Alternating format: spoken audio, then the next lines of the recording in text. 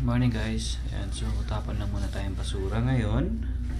Kailangan natin mag-took kasi medyo malamig. Kasi snow na naman ngayon dito sa Calgary guys. Kala ko spring na. Yung pala, joke lang.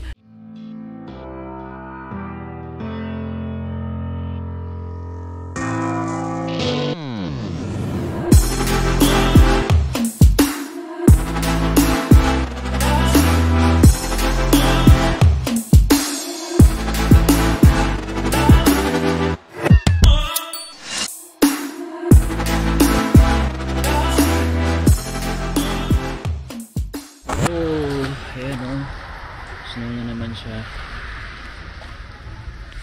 Actually kagabi pa to. Kagabi pa to guys. Nasa trabaho ako. Walang tigil. Nandun lang naman siya, maliit. Pero syempre dahil nga kagabi pa, so puno na naman tong ano natin, lugar. Puting-puti na naman ano. Yan. Kaya kaninang madaling araw pag uwi ko, tinakpan ko na yung windshield natin. Kasi para mamaya pag alis natin mas madali magtanggal, although manipis naman yung ano, yung yellow, at least makabawas pa rin sa trabaho natin mamaya. Ayan. Tingnan na naman kagabi guys, pag uwi ko punong-puno tong sasakyan ko, puno ng yellow. Ayan guys, oh. Tinatapos na nila yung green line. Hanggang ngayon no, gumagawa sila kahit may snow. Oops.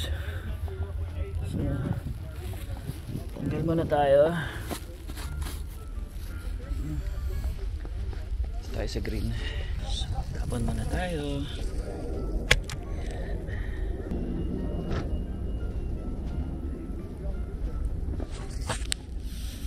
So dito guys no, by kulay talaga yung ano dito. Pagtatapon ng basura, kailangan tama.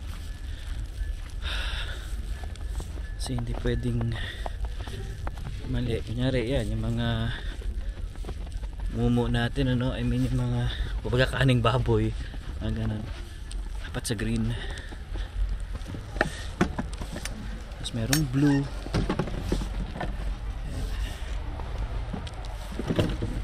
Tatapon pa tayo ng ano, yung isa pa. Hindi na nga lang, hindi masyado shovel to, manipis lang kasi natutunaw agad siya. Ito yung isa. So ito mga mix lang to. So ito lang ang problema ko ngayon guys.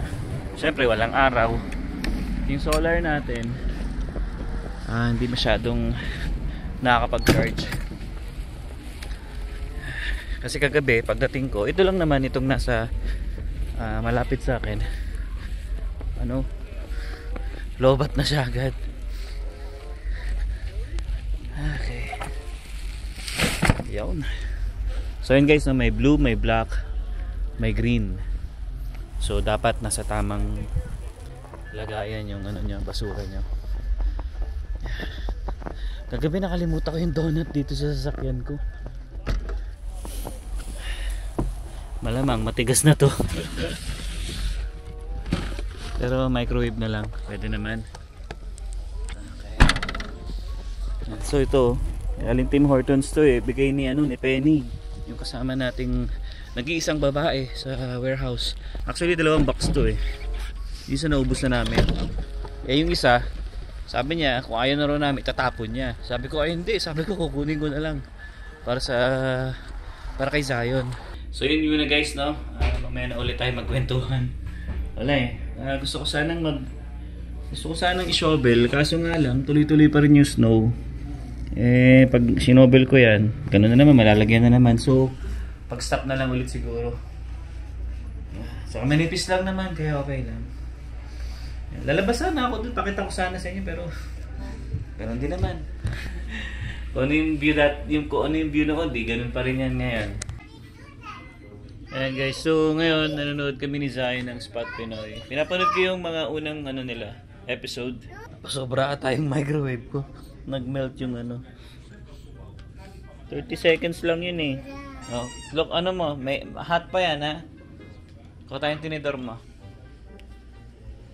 Yan, so dalawa kami ni Zion ngayon guys kasi si Emma nasa school.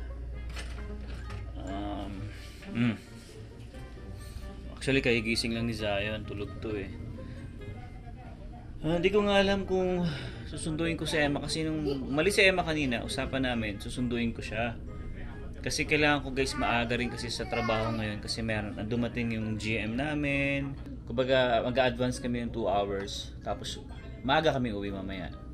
So pinapapasok kami ng 4 PM kaso hindi ako makakapunta kasi si Emma ay may pasok hanggang 4. So sabi ko sa manager ko, siguro makakarating ako alas 5 na. Okay lang naman. Yun nga lang, sayang yung oras ko kasi, sorry yung buko ah.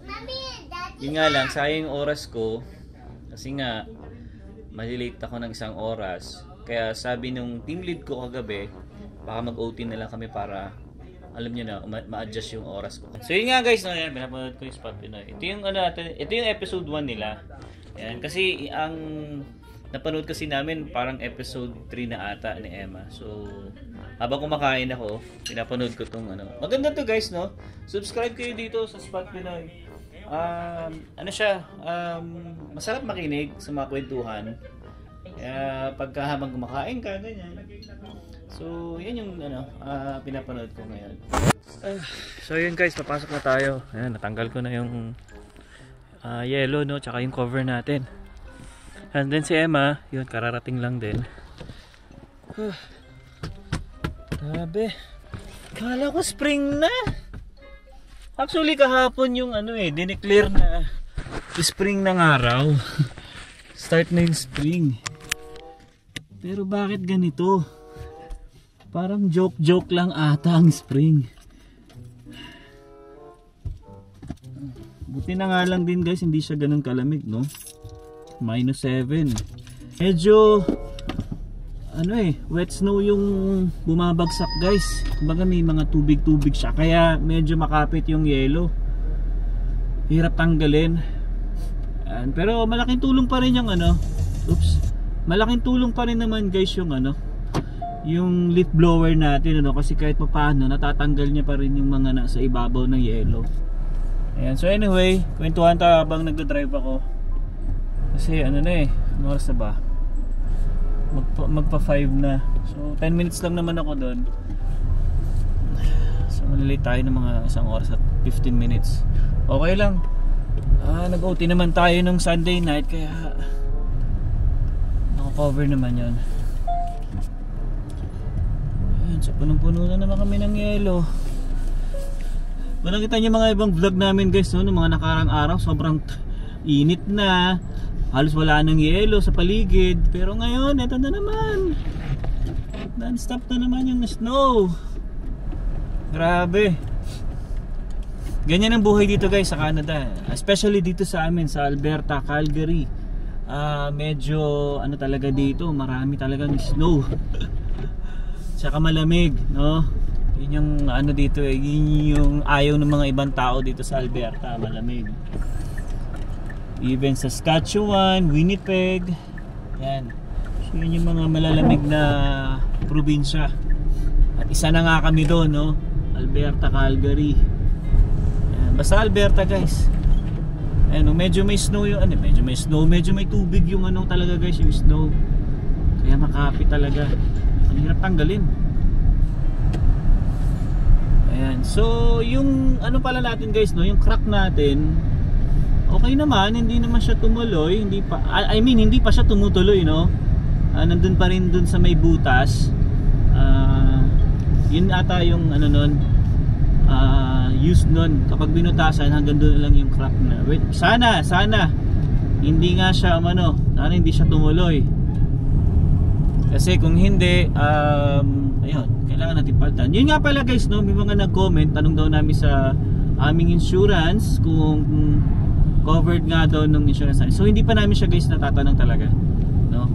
And siguro itong week na to kasi bukas off na natin ulit, no? Bilis ng araw talaga. Ayan, subukan namin tawagan yung insurance namin kung covered nga siya para at least hindi na kami gumastos. Pero buti na lang itong mga highway, no? Hindi ko mapakita sa inyo. Malinis naman siya. Natanggal na yung mga yelo. Sa mga loob-looban lang talaga ng bahay. Doon yung sa amin, yung pinaka-likod namin. Siyempre wala naman naglilinis doon. Ano talaga, may yelo talaga. Ayoko kasi guys mag-park dito sa harapan namin kasi nga daanan ng mga sasakyan. Hindi natin masabi yung, alam niyo na, yung aksidente na minsan kasi may naghahabulan dyan minsan, pulis at saka kotse. So baka alam niyo na, baka masagian. Ayoko rin naman, at least sa likod, although madilim siya, yun nga lang no, kahit sa pumesto meron pa rin talagang ano eh. Pero at least, di ba, mas ano ako siguro sa likod kasi nga nilagyan naman na natin ng mga ilaw-ilaw kaya okay na rin sa likod kaysa dito nga sa harapan kasi nga marami sasakyan dumadaan. Ayoko naman mamaya biglang masagian.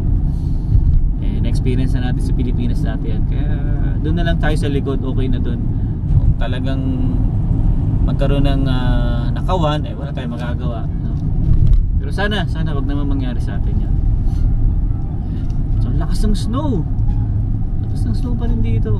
Kaya si Emma talaga guys, dapat usapan namin, susunduin ko siya sa school niya. Kaso nag-aalala din siya na baka nga daw mahirapan ako mag-drive kasi nga sobrang lakas ng snow. Baka madulas daw nga ako. Talaga pasok ko guys alas 6 pa. Yun nga lang, nandyan nga kasi yung GM namin galing US saka Toronto. Parang buong team, morning shift at saka night shift, magsasama-sama. Tamang ano ata, bandingan lang din, ganun, parang ganun. Usap, kung may mga issue, ganyan, siguro ipapaliwanag lang din sa amin, ganyan. Kung may mga problema, ganun lang. Yan. So, yung maganda dun guys, libre, may dinner kami mamaya. So, ganun yan pag may mga dumating sa amin ng mga boss namin, papadinner yan sa buong team. Kaya, masaya. Kaya ngayong gabi, hindi ko lang alam kung ano yung kakain namin, kung pizza. Misa kasi Jollibee yung in-order sa amin kasi nga puro Pinoy tayo sa panggabi. Dalawa lang yung puti namin, pero gusto rin kasi nila yung Jollibee. Kaya minsan yun ang in-order namin. Pag tinatanong kami kung ano gusto namin, sabi namin, Jollibee, chicken, Chicken Joy, spaghetti, palabok, mga ganun. Gusto din kasi nga ng team lead namin si Marisa, enjoy din siya. Yeah. So mamaya, hindi ko lang alam kung ano yung magiging ano namin mamaya, pagkain sa dinner. Yun lang, wala tayong maparkingan guys. Parang malayo na ata ang paparkingan ko. Dito na ata. Kasi nga nandyan lahat ng mga kasama natin guys, no? Kaya dito na tayo magpapark sa dulo. Layo na lalakarin natin. Ayan. So no choice, ganun talaga. So let's go. Okay. Ayan. Ayan. Ayan o, layo ng pinarkingan ko guys. Ikot pa tayo dun sa kabila. Pero ganun talaga. Ay nako. Kasi mga kasama ko si Kadarnil nandito rin, si Feds, si Ryan. Ayan yung mga sasakyan nila. Puno kami, kay Penny nandito, kay Christian. Ayan, pareho sila sasakyan. Ayan, tas doon pa tayo, lalakad pa tayo.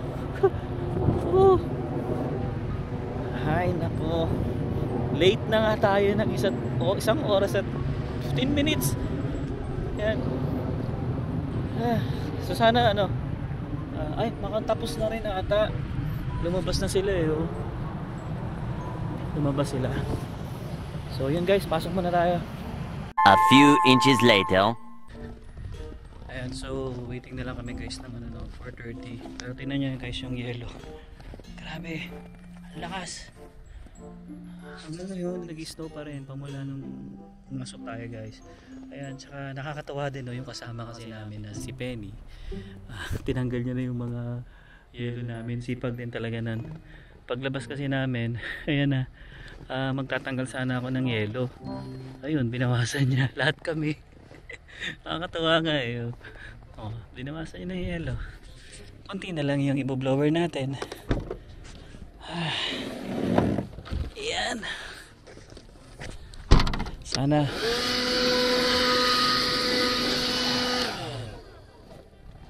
ayan konti na lang. Uwi na rin naman tayo maya maya. Naghihintay na lang kami guys ng time namin. Actually, for ano pa lang, 4:05 AM. Labas, 4 AM, sorry. Ano nga pala, maaga nga pala kami ngayon. Bali nakapag-overtime kami ng isang oras. Dapat ang labas namin is 2:30 AM. Nag-overtime kami ng isang oras. So 3:30. Pero ngayon alas 3. 5 pa lang ng umaga, no? And yan, nag-ayos na kami para pag-alis namin dire-diretso na. Kaya ito kailangan ko muna bugahan.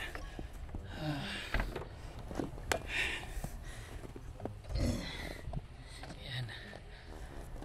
Ano talaga? Tawag dito.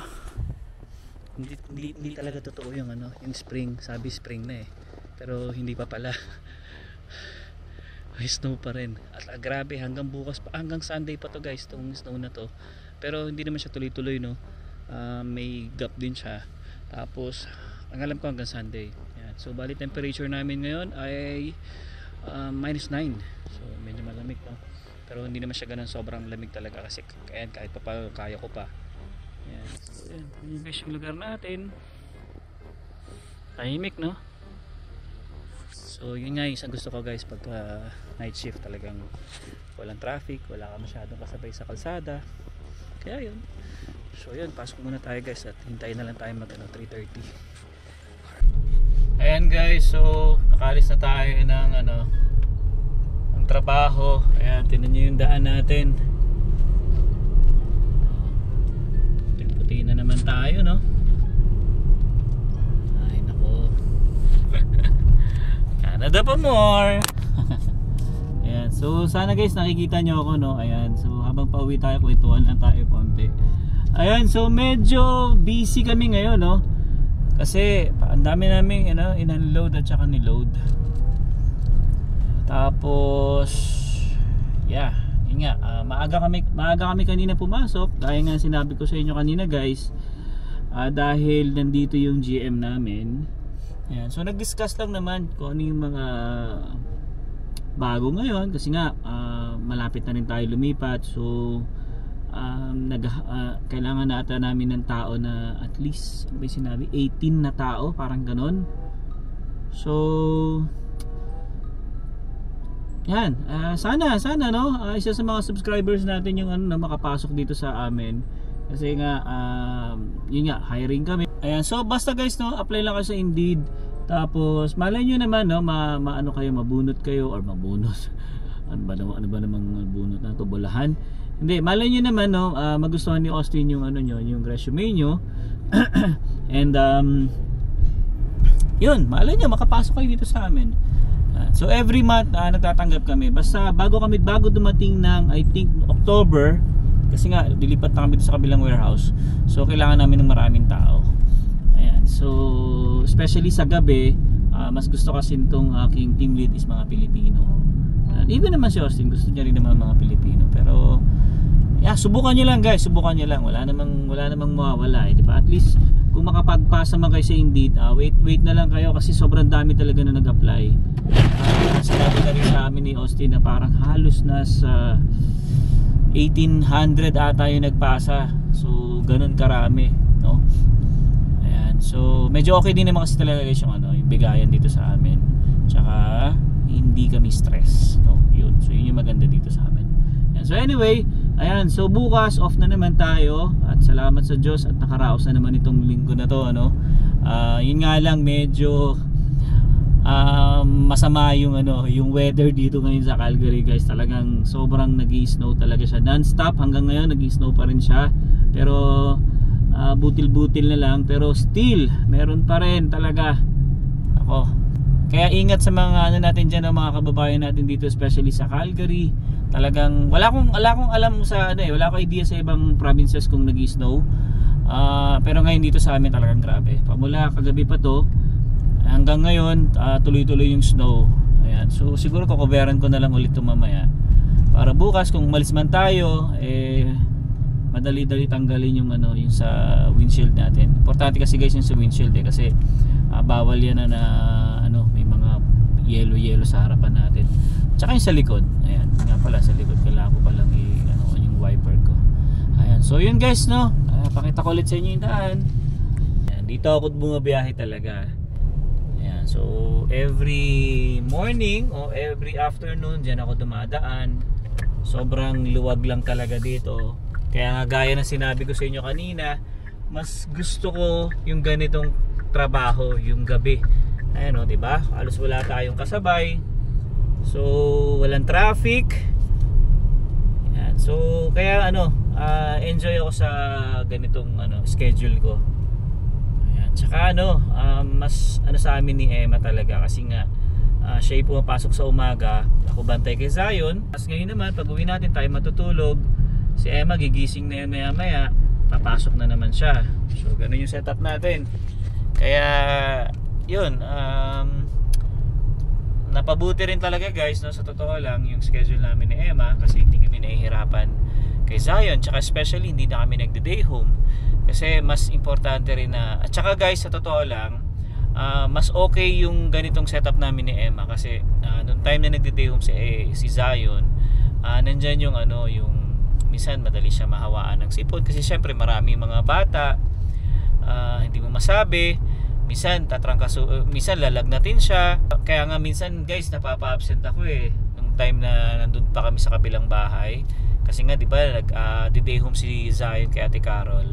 So tsaka nakakaawa din guys, no, iiwan natin yung baby natin sa sa day home. Tapos yung pag sinusundo ko si Zion, siguro si mga nakapanood dito dati pa sa mga vlog namin, pag sinusundo ko si Zion talagang alam mo yun, yung iiyak siya na parang sa sarili niya na parang, oh daddy kunin mo na ako, uwi na tayo, parang ganun. Talagang iiyak siya. So nakakaawa din kapag ganun Well, buti na lang din, thankful kami kay Ate Carol kasi sobrang inaalagaan niya si Zion.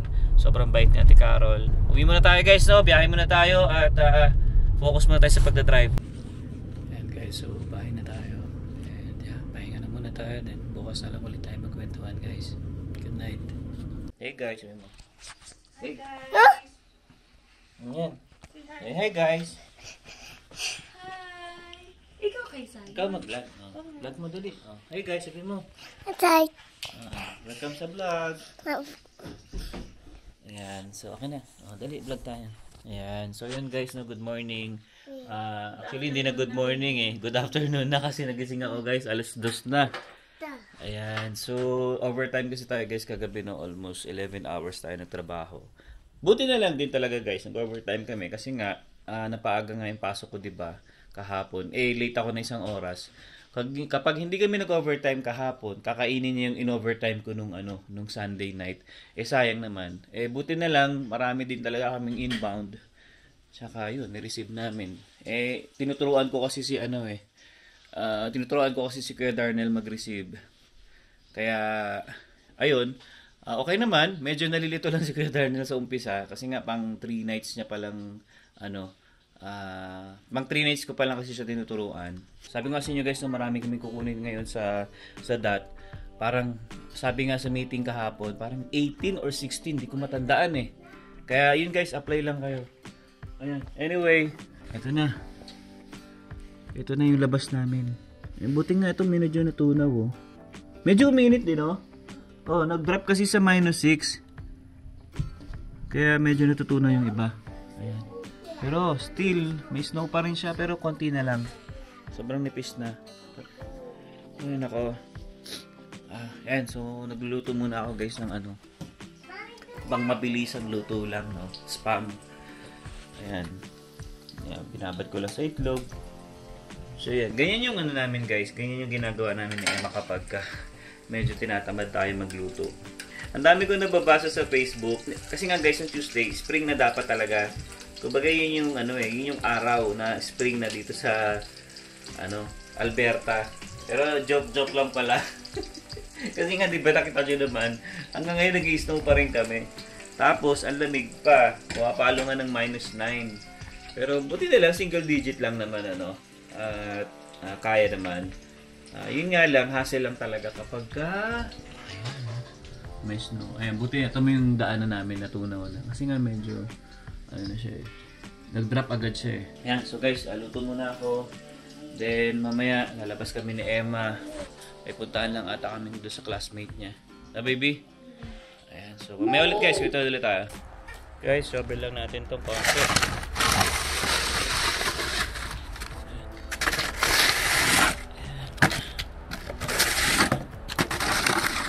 Sabi natin. Kasi ito, pagka bumaba ang temperature, tapos biglang lumamig, yelo na naman. So, madulas. Tapos dito guys, siguro tanggalin ko na rin muna ito.